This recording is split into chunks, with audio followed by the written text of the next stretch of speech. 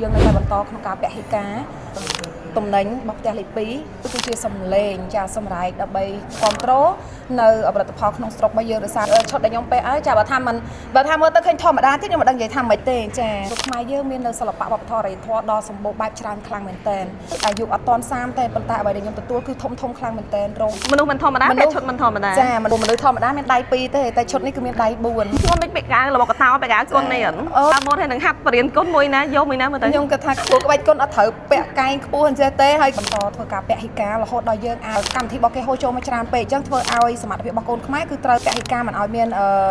កម្មវិធីរបស់គេចូលមកក្នុងការពហិការទៅលើតំណែងរបស់ផ្ទះលេខ2តែតំណែងគុណភាពហើយតម្លៃក៏ទទួលយកបានធ្វើទៅតាមលទ្ធភាពដែលធ្វើទៅបានវាប្រៀបដូចជាការ challenge មួយនៅក្នុងជីវិតរបស់ខ្លួនឯងអញ្ចឹងណាម៉ូតូពេលនេះស្ដារជីវិតខ្លួនឯងបានប្រមាណ%ខ្ញុំគោរពអរគុណទៅដល់លោកពូបងវរៈកងទ័ពពួកយើងអ្នកនៅក្រៅបានរស់នៅសុខសាន្តមានពេលដូចជាខ្លួនឯងជាតួឯកមួយនៅក្នុងរឿងភិករបស់ខ្លួនឯងតែម្ដងចាសូមគោរពនឹងជម្រាបសួរប្រិយមិត្តទស្សនិកជនដែលកំពុងតាមដានទស្សនាវីដេអូនៅលើ Channel YouTube និងរ៉ាសិល្បៈថ្ងៃនេះនាងខ្ញុំរតចន្ទធីតាមានព័ត៌មានសិល្បៈថ្មីមួយដែលទើបនឹងកើតឡើងកាលពីចុងសប្តាហ៍មុនមកជម្រាបជូនពុកម៉ែបងប្អូនពាក់ព័ន្ធជាមួយនឹងកម្មវិធី Fashion Show ដ៏ធំមួយប៉ុន្តែយ៉ាងណាមិញមុនពេលដែលនាងខ្ញុំចាប់ផ្ដើមជម្រាបជូនពីព័ត៌មាននេះសូមរំខានពុកម៉ែបងប្អូនទាំងអស់គ្នាជួយចុច Subscribe នៅលើ Channel YouTube និងរ៉ាសិល្បៈម្នាក់មួយទៅដើម្បីទទួលបានដំណឹងនិងរឿងរ៉ាវសិល្បៈថ្មីពាក់ព័ន្ធជាមួយនឹងសិល្បៈសម័យសិល្បៈបុរាណទាំងការដើរបង្ហាញម៉ូដការតាំងពីពណ៌និងរឿងរ៉ាវពាក់ព័ន្ធជាមួយនឹងសិល្បៈជាច្រើនទៀតដែលមានប្រភពច្បាស់លាស់ហើយដំណឹងនោះក៏នឹងរហ័សទាន់ចិត្តផងដែរអញ្ចឹងហើយកុំភ្លេចជួយចុច Subscribe នៅលើ Channel YouTube និងរ៉ាសិល្បៈម្នាក់មួយផងណាព័ត៌មានថ្ងៃនេះអ្វីដែលនាងខ្ញុំចង់ជម្រាបជូនពុកម៉ែបងប្អូនពាក់ព័ន្ធជាមួយនឹងអ្នកច្នៃម៉ូដល្បីឈ្មោះរបស់កម្ពុជាយើងគឺលោកម៉ែនសីហាហៅ Oliver Kong ភាគច្រើននៅក្នុងវិស័យសិល្បៈគឺគេស្គាល់គាត់តែលោក Oliver Kong ទេដោយថ្មីនេះលោកបានរៀបចំកម្មវិធី Fashion Show ដ៏ធំមួយជាការដើរបង្ហាញម៉ូដ collection ថ្មីរបស់លោកនាពាក់កណ្ដាលឆ្នាំ2026នេះគឺ collection នេះមានឈ្មោះថា Calacan Art and Expression Spring and Summer ឆ្នាំ2026អ្វីដែលពិសេសខ្លាំងពាក់ព័ន្ធជាមួយនឹង collection ថ្មីដែលទើបធ្វើការដើរបង្ហាញម៉ូដនៅសន្តាគារ Hyatt នេះគឺលោក Oliver គាត់បានឲ្យដឹងថា collection នេះគឺជាការច្នៃឡើងយ៉ាងពិសេសបំផុតឆ្លុះបញ្ចាំងអំពីជីវិតរបស់នារីអភិជនដែលមើលទៅមានភាពស៊ីវិល័យឆើតឆាយបែបមើលទៅមានភាពរស់រវើកស័ក្តិសមជានារីនៅក្នុងយុគសម័យថ្មីទាំងសោភ័ណភាពទាំងសម្រស់ទាំងភាពលេចធ្លោនិងភាពជាអ្នកដឹកនាំផងដែរហើយមួយទៀតនោះគឺលោក Oliver គាត់បានលើកឡើងថា collection ថ្មីនេះដោយសារតែមានការសហការជាមួយនឹងសន្តាគារ Hyatt ជាសន្តាគារលំដាប់ផ្កាយ5នៅក្នុងប្រទេសកម្ពុជាដែលមានរចនាប័ទ្មលំនាំតាមបែបអគារប្រាង្គអញ្ចឹងទៅដល់ពេលអញ្ចឹងធ្វើឲ្យគាត់មើលឃើញថាអូ concept ពាក់ព័ន្ធជាមួយនឹងការដែលយើងលើកឡើងអំពីភាពជានារីស៊ីវិល័យហ្នឹងគឺពិតជាស័ក្តិសមជាមួយនឹងការដើរនៅក្នុងសន្តាគារ Hyatt នឹងខ្លាំងមែនទែនមួយទៀតនោះអ្វីដែលគេចាប់អារម្មណ៍ខ្លាំងពីការដើរបង្ហាញម៉ូដ collection ថ្មីនេះគឺមានការចូលរួមពីតារា model ល្បីជាច្រើនរូបមានទាំងតារា model មានទាំងបវរកញ្ញាមានទាំងតារាចម្រៀងតារាសម្ដែងមានទាំងប្រុសទាំងស្រីអូយ Oliver ហៅមកអស់ហើយនៅក្នុងហ្នឹងឈុតទាំងអស់មានចំនួន25ឈុតអញ្ចឹងអ្វីដែលសំខាន់មានទាំងវត្តមានរបស់អ្នកនាងទឹមរដ្ឋាតារា model ជើងចាស់របស់កម្ពុជាយើងមានទាំងកញ្ញាពេជ្រវតីសារវឌីមានទាំងវត្តមានរបស់តារាចម្រៀងនីគីអូឆាតឆាយខ្លាំងមែនតើហើយក្នុងនោះផងដែរក៏មានវត្តមានរបស់តារាសម្ដែងដែលជំនាញគុនល្បុក្កតោគឺកញ្ញាពេជ្ររណៃរួមជាមួយនឹងតារា model យើងប្រុសស្រីជាច្រើនទៀតផងដែរហើយនាងខ្ញុំមានឱកាសនៅក្នុងការបានសាកសួរពីចំណាប់អារម្មណ៍របស់កញ្ញាពេជ្ររណៃពាក់ព័ន្ធជាមួយនឹងការចូលរួមដើរបង្ហាញម៉ូដនេះដូច្នេះអញ្ចឹងក៏ចង់ចែករំលែកទៅឲ្យពុកម៉ែបងប្អូនបានដឹងថាតើកញ្ញាពេជ្ររណៃគាត់មានអារម្មណ៍យ៉ាងណាដែរសម្រាប់ការចូលរួមដើរជាមួយនឹង collection ហើយការងារសិល្បៈរបស់គាត់ថ្មីនេះយ៉ាងណាដែរមានអ្វីអាប់ដេតថ្មីដែរមានអ្វីអាចអាប់ដេតជូនពុកម៉ែបងប្អូនបានដឹងកញ្ញាពេជ្ររណៃក៏បានលើកឡើងអំពីការបន្តពហិការមិនប្រើប្រាស់ផលិតផលប្រទេសផ្ទះជិតខាងយើងជាប្រទេសចោលទៀតនោះទេហើយអ្វីដែលសំខាន់កញ្ញាក៏បានលើកឡើងថានៅពេលដែលប្រទេសកម្ពុជាយើងប្រជាជនកម្ពុជាយើងបន្តធ្វើការពហិការមិនប្រើប្រាស់ផលិតផលរបស់គេទៀតអ្វីដែលយើងចំណេញខ្លាំងគឺការអភិវឌ្ឍនៅក្នុងស្រុកការគ្រប់គ្រងផលិតផលក្នុងស្រុកនៅពេលដែលយើងគ្រប់គ្រងផលិតផលក្នុងស្រុកឧស្សាហកម្មក៏ដូចជាផលិតផលរបស់កូនខ្មែរយើងក៏មានភាពរីកចម្រើនមិនថាវិស័យសិល្បៈទាំងឧស្សាហកម្មកសិឧស្សាហកម្មឬមួយក៏ផ្នែកផ្សេងជាច្រើនទៀតដែលធ្វើឡើងដោយកូនខ្មែរដូច្នេះចង់ដឹងថាតើកញ្ញាពេជ្ររណៃលើកឡើងអីគេខ្លះអំពីការចូលរួមដើរបង្ហាញម៉ូដក៏ដូចជាអាប់ដេតអ្វីថ្មីពាក់ព័ន្ធជាមួយនឹងឱកាសការងារពាក់ព័ន្ធជាមួយនឹងការបន្តធ្វើពហិការទំនិញថៃទៅស្ដាប់កិច្ចសម្ភាសរវាងនាងខ្ញុំជាមួយនឹងកញ្ញាពេជ្ររណៃជំរាបសួរសុខសប្បាយទេអរគុណសុខទុក្ខធម្មតាមានអារម្មណ៍យ៉ាងណាដែរសម្រាប់ការចូលរួមដើរម៉ូដឲ្យ collection Calacan ថ្មីនៅពាក់កណ្ដាលឆ្នាំ2026 conមែនតើសម្រាប់ខ្ញុំគឺជារសជាតិថ្មីចាសម្រាប់ខ្ញុំពីព្រោះថាកន្លងមកខាងផ្នែកសិល្បៈមិនថាវិធីការនេះចាខាងក្បាច់គុនខាងរបាំខាងអីគឺយើងបានប្រឡូកអស់ហើយទាំងតារាសម្ដែងដែលឡែកមកលើកនេះគឺជាលក្ខណៈចាដើមម៉ូដចាគឺជាលើកទី1តែម្ដងហើយលើសពីការដែលរំភើបចិត្តនិងសប្បាយចិត្តនោះចាគឺបានចូលរួមនៅក្នុងរាត្រីដ៏អស្ចារ្យនេះគឺក្នុងការដើរបង្ហាញម៉ូដនេះគឺយើងបានចូលរួមក្នុងការចែករំលែកក្តីស្រឡាញ់ក៏ដូចជាជួយដល់ការងារសង្គមជាតិចាដែលនិយាយទៅមើលទៅឃើញមានភាពអស្ចារ្យខ្លាំងមែនទែនមានការចូលរួមគ្រប់គ្រងច្រើនជាពិសេសជាមួយនឹង collection ថ្មីរបស់គាត់ដែលចេញមកយើងវាវតែម្ដងចាហើយជាក់ស្ដែងដែលឃើញឈុតដែលខ្ញុំពាក់ហើយចាបើថាមើលទៅឃើញធម្មតាទៀតខ្ញុំមិនដឹងនិយាយថាម៉េចទេចាមនុស្សមិនធម្មតាពាក់ឈុតមិនធម្មតាចាមនុស្សមិនធម្មតាពាក់ឈុតមិនធម្មតាកន្លែងណាដែលហៅថាឈុតនេះមិនធម្មតាចាបងមើលជាក់ស្ដែងទៅព្រោះមនុស្សធម្មតាមានដៃ2ទេតែឈុតនេះគឺមានដៃ4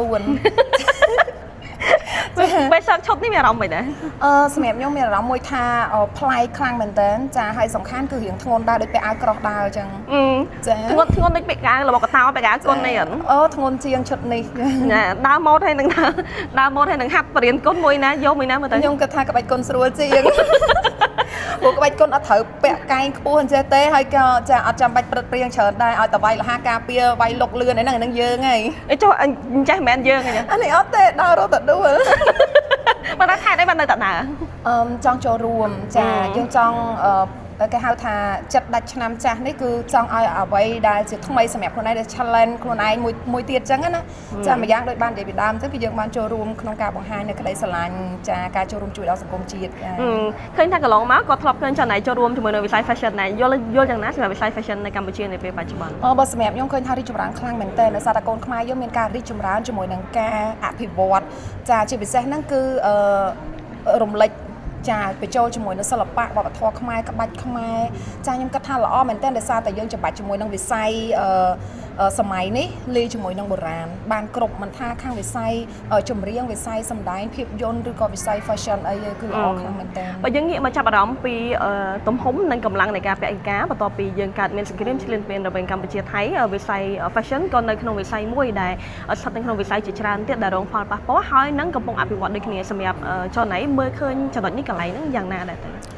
ៅសម្រាប់ខ្ញុំមើលឃើញថាទទួលស្គាល់ដំបូងឡើយយើងអាចនឹងរៀងប៉ះពាល់ទៅលើកម្មវិធីមួយចំនួនដោយសារតែជាក់ស្ដែងយើងបានដឹងហើយថាពីមុនកម្មវិធីដែលខាង Telepi ដែលគ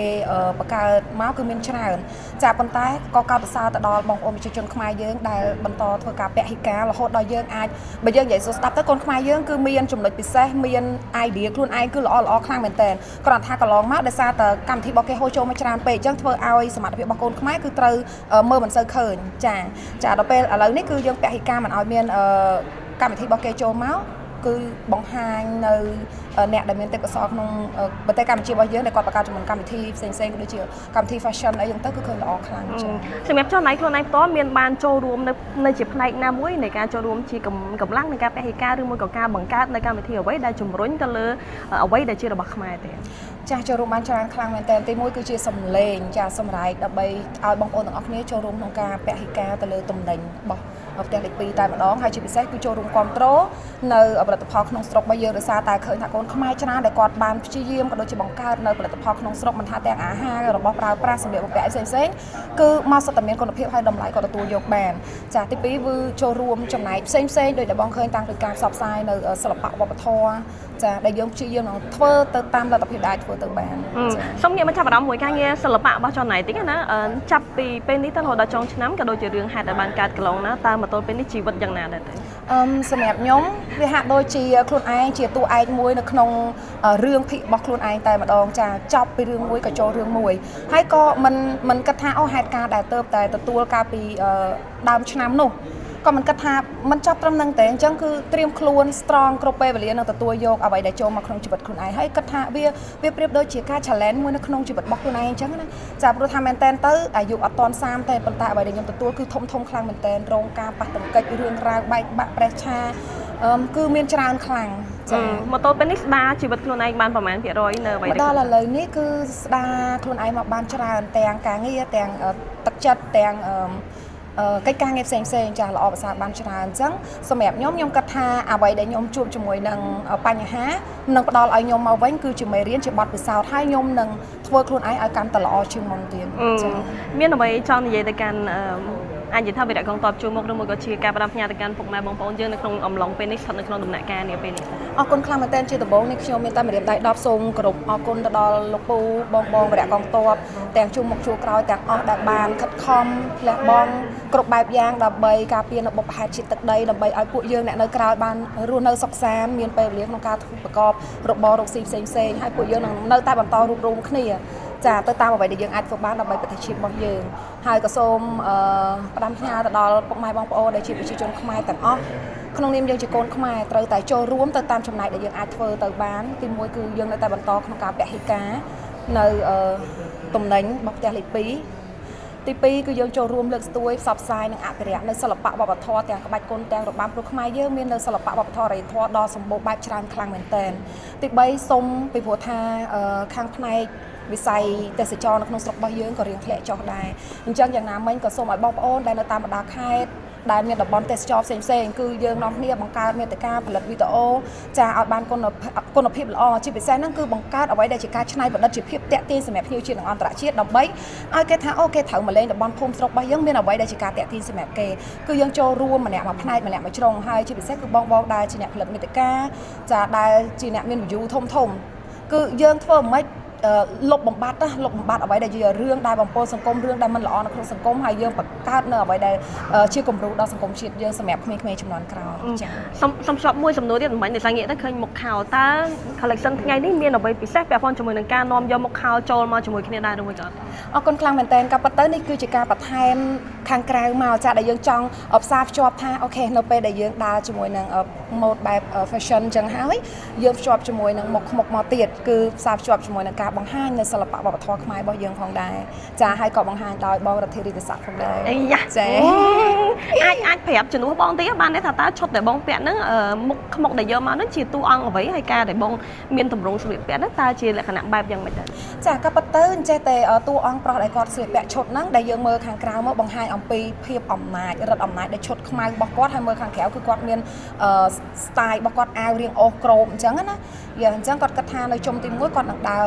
បង្ហាញមុខអញ្ចឹងទៅដល់នៅជុំទី2ដើរជាជួរគាត់នឹងពាក់មុខខ្មុកដើម្បីបង្ហាញអំពីរដ្ឋអំណាចហើយជាមួយនឹងមុខខ្មុកពណ៌ខ្មៅទៀតគឺអំណាចខ្លាំងមែនទែនហើយ show ផុសនៅអំពីវប្បធម៌ខ្មែរយើងចា៎អរគុណច្រើនអរគុណពេញបេះដូងណាកុំឲ្យ